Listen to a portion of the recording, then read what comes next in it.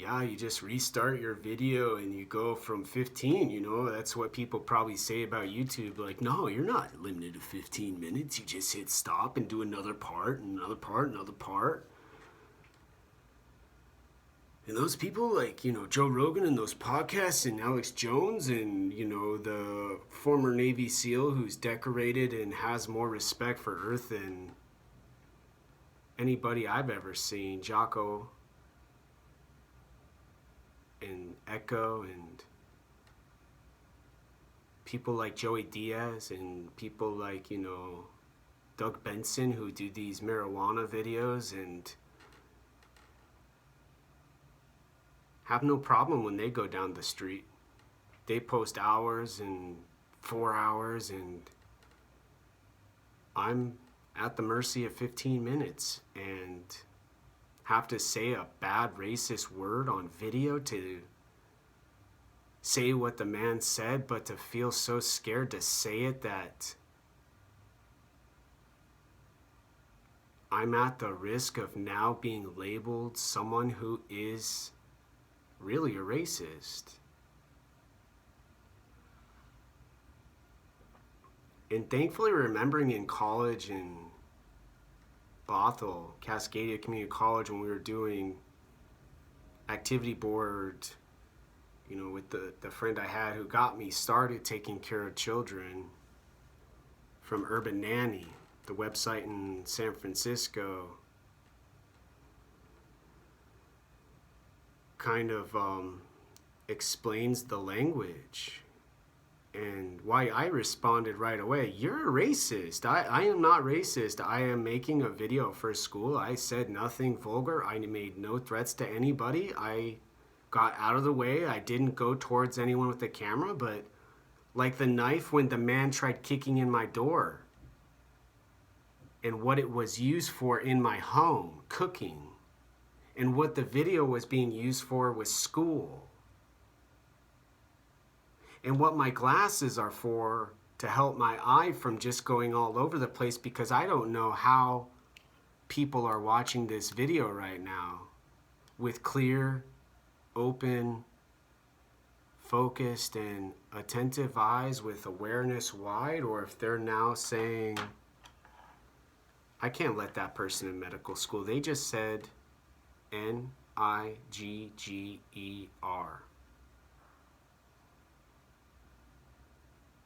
and Pussy and Dick before.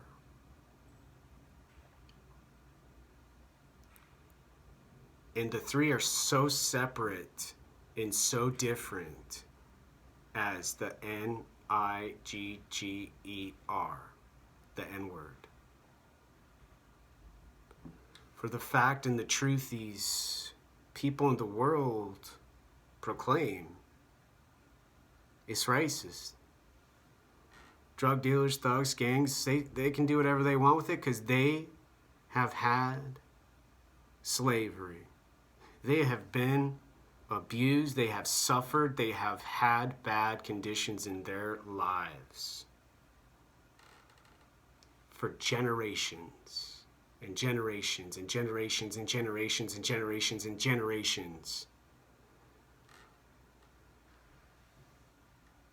And so has the man in the NASA hat, so he was saying to me, as if I was in another gang in Seattle who was in conflict, and he was making sure that I knew that's their territory, maybe, I don't know what he was doing. Blue Lives Matter flag on my backpack, blue circle technology, and understanding the limits. Like right now, I can't be too loud. There's a person to my right, there's a person to my left. Both have called the police, except the person over there, except the person, to my right. She's at least had the courtesy to interact with me, and we've come to kind of an agreement. Like, I sing and stuff, and she says she likes to sing, so when the time gets to be 10 o'clock, then I really shut it down, because that's the quiet time that this building has set aside for people to respect neighbors so they can sleep, so they can rest, so they can have calm, and then wake up refreshed. No finger pointing for the music over there, you know, the late night thumping, jumping, ranting and raving, and techno stuff.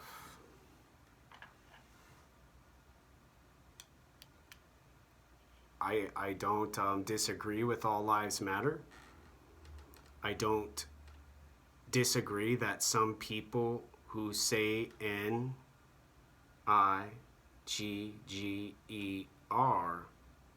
have racist intentions. But like the story I was starting to tell with Cascadia Community College and the activities board that I was a part of in the events we did for the school, we went to this big convention, I think it was in Wenatchee, Washington. And there was one group that was the N-Star GGER. They'd come to your school and they did this big old show about N-Star GGER, the N-word. And they would scream and yell it and do all kinds of stuff. And we had, you know, I think all agreed, whew, that's overwhelming, you know. It's like my throat and inflammation, like, you gotta be allowed to get the coffee, and people might have been too, I think, overwhelmed.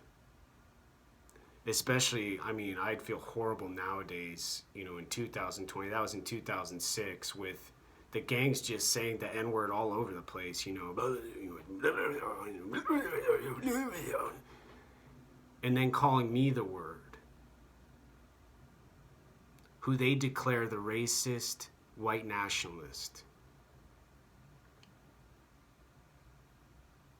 From what other people from New York and Minnesota and Pakistan, you know, cultural history say, especially when you're Bernie Sanders trying to get elected for president, saying, Donald Trump, Mr. President, you know, I say, but he says no, you know, he does what he wants. You're a racist.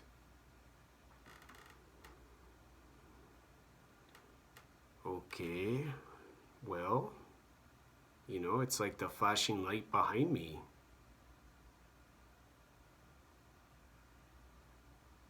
Have you ever gotten stuck and said, okay, now what?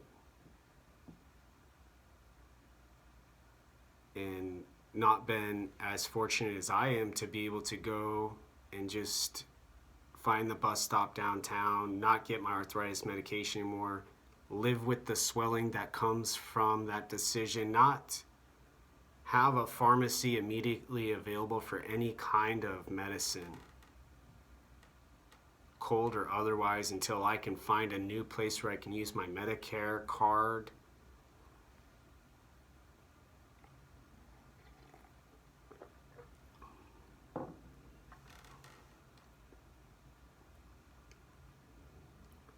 And been brave enough to go where almost 7 or so people, or more people than 7, were shot, one of them killed by a McDonald's, where there's a light rail that goes shoo.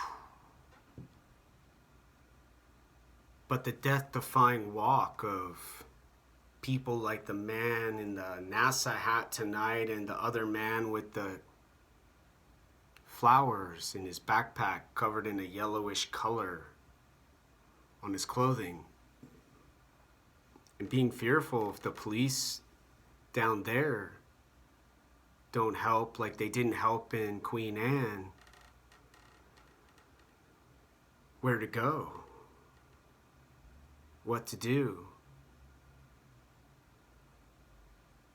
When the awareness goes away and the attention starts to just look and look and look for a safe place, for calm, for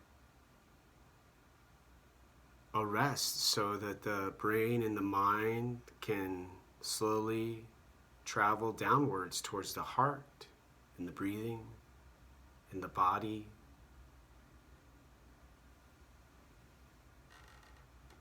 and then go. Go. And finally,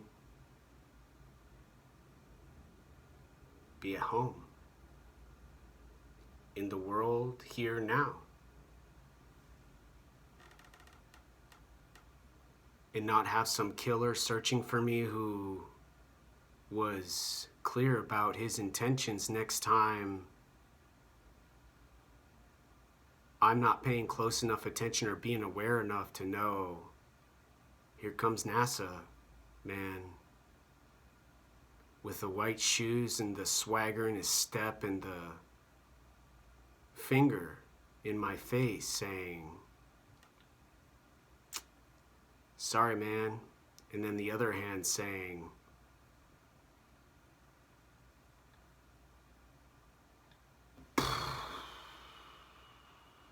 with the trigger in the steel, cold, loaded gun.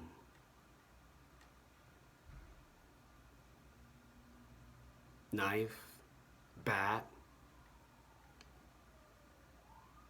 brass knuckles, chain, car, a whole truck full of 20 other people with machine guns in a drive-by. Killing. All for singing in the rain and making a video series about entropy.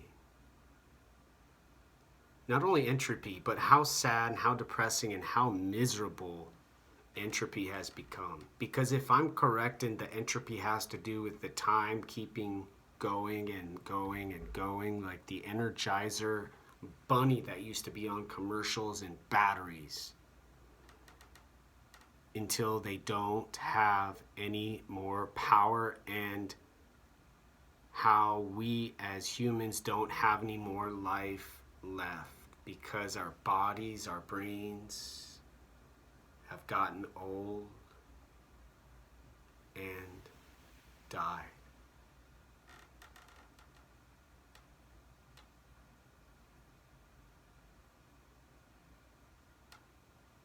Silence in the Rain, much sadder. And why the reasons I moved out here with my sister make no sense anymore, you know. They're kind of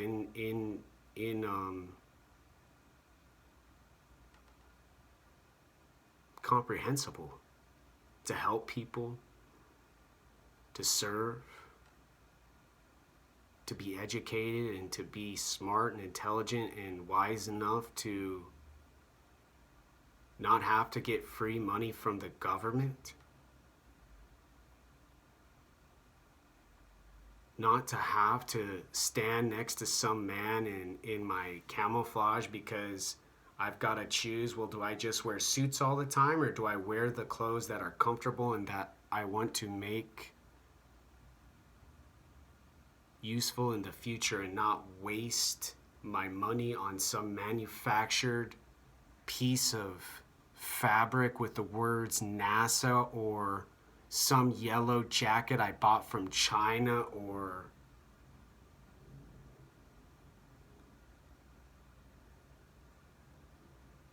Amazon, an internet website, or some option for anybody in the gang those men were a part of, or any place to buy clothes to blend in and be less conspicuous and brilliant.